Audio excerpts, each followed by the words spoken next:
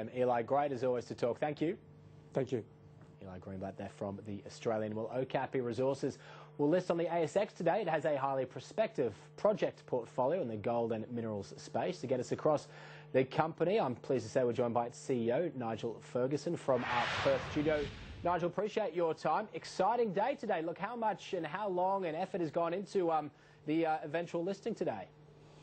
Yes, no, it is a good day today. Another 45 minutes or so and we'll be on the board. So it's been a bit of a push. We've had one attempt at it, and the second attempt has obviously been a lot more supported, I suppose.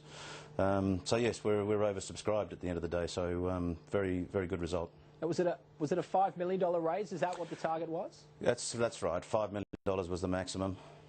And what was the general feedback, the reaction, if you like, when speaking to investors? They've all been pretty positive.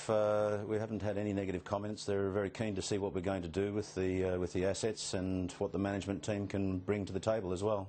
Can you talk to us about the assets located, from what I can see, in WA and the Congo? Yes, that's right. We've got one licence to the southwest of Halls Creek in the north of Western Australia. Historical mining areas, got some good results so far. Gold, 3 to 15 gram material. We just need to check out the size of it to see whether it's going to be something that can be progressed. And the asset in the DRC is in the north, in the Kilomoto belts, greenstone belts over there, where there's been some massive plays put in. Randgold Resources, their Moto gold mines, which is our chairman's play earlier on. So we're expecting good results from that as well. It's a long strike from some million-ounce deposits, so we're pushing 1 million ounces as being our target to try and find within those licences. And what is the infrastructure like in that area? I mean, it's one thing obviously having a good deposit. It's another thing being able to get it out at a viable cost. It is, yes. The Mombasa project is a little bit remote. We do have access issues in the wet season, but there's no real road infrastructure put into it to get to the site. So we will be putting that road in down the track. That's not such a big outlay.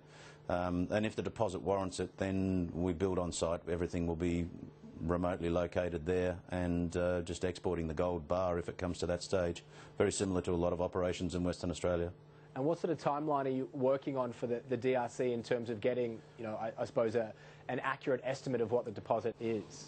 Yeah, that's a lot of work to be done there. We've already got the teams up and running, so they're going to be on site next week.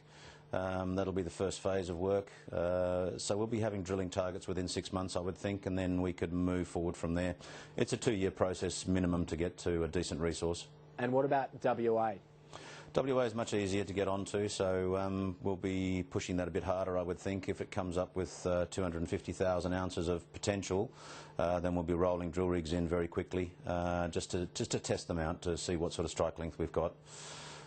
And is that what the funds raised by going public are going to be used towards, doing those essentially feasibility studies? Yes, exactly. It's the drilling out phase, or the initial work, then the drilling, and then feasibility work. We hope to get something within that budget.